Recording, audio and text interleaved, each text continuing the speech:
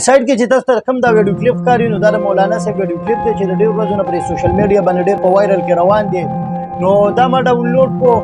د دې وجې نه مې ډاونلوډ کوم چې زه پرې یو څو خبرې وکړم، ځکه چې دی کوم دی د تقریر له ځي یا ځای ته ځي راځي، نو خامخا دومره غټ شخصیت دی چې دته کسان په لار کې باندې ودرېږي او هر یو سړي دا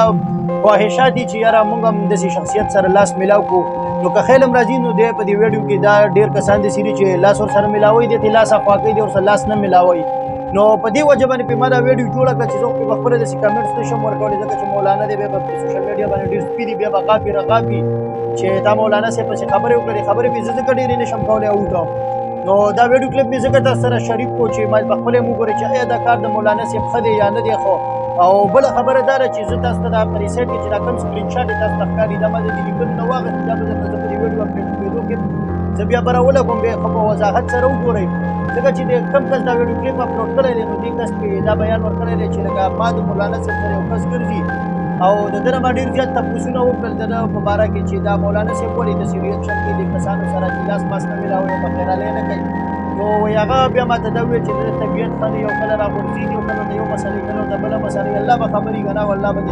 قادر باچا دی په هر څه باندې الله پاک پوهېږي.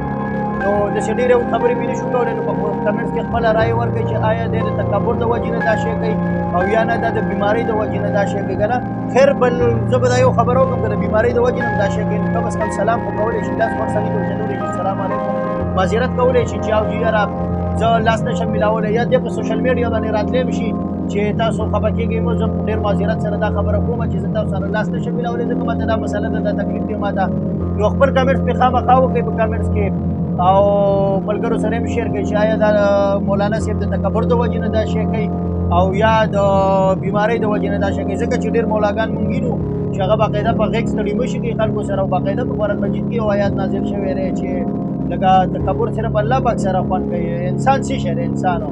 انسان خو هېڅ شی نه دی چې انسان به تکبر وکړي او تکبر تا سره به څه شی او چې تا له خلک راځي نو خلک به تا له صرف د دې د وجې نه راځي، عزت به دې کوي، د عزت د وجې نه به دله راځي. ویډیو مې خوښه شوه، مخکې ملګرو سره یې خامخا شریک کړئ او کمنټس کې خپله رایې خامخا ظاهره کړئ چې د څه د وجې نه مولانا صاحب داسې ریاکشن کوي. انشاءالله میلاویږو به په بله ویډیو کې. د الله په امان.